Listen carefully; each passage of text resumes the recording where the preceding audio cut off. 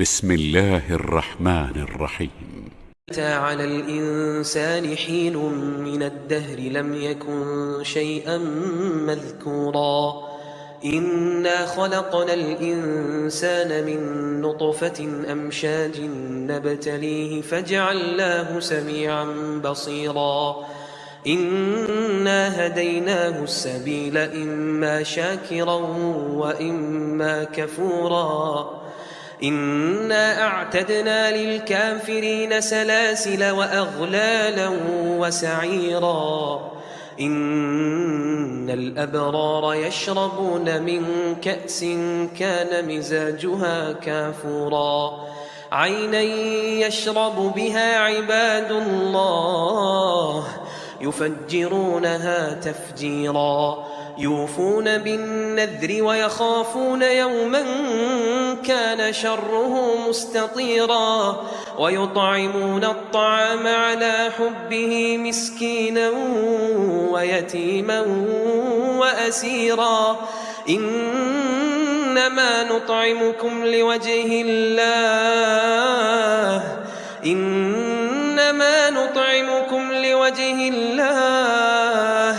لا نريد منكم جزاء ولا شكورا إنا نخاف من ربنا يوما عبوسا قمطريرا فوقاهم الله شر ذلك اليوم ولقاهم نضرة وسرورا وجزاهم بما صبروا جنة وحريرا متكئين فيها على الأرائك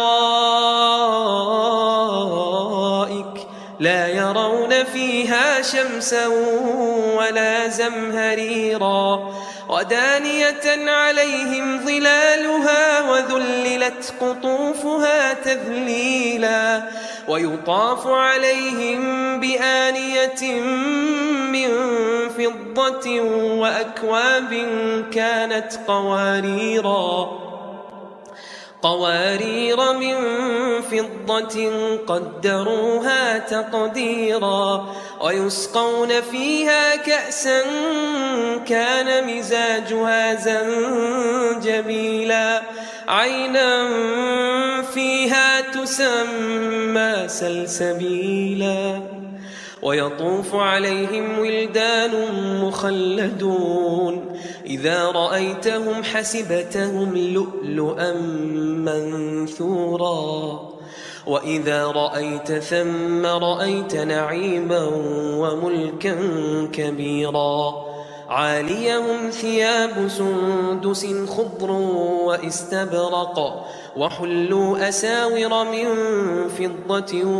وسقاهم ربهم شرابا طهورا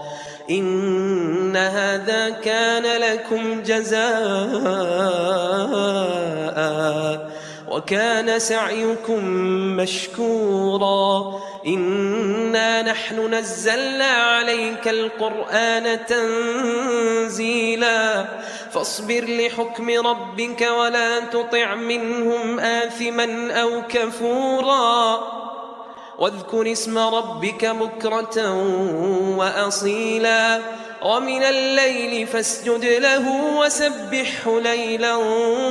طويلا إن هؤلاء يحبون العاجلة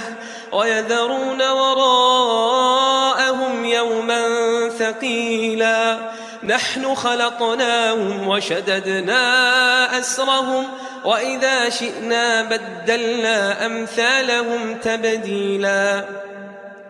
إن هذه تذكرة فمن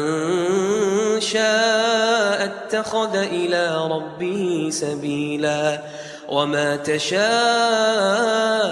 إلا أن يشاء الله إن الله كان عليما حكيما يدخل من يشاء في رحمته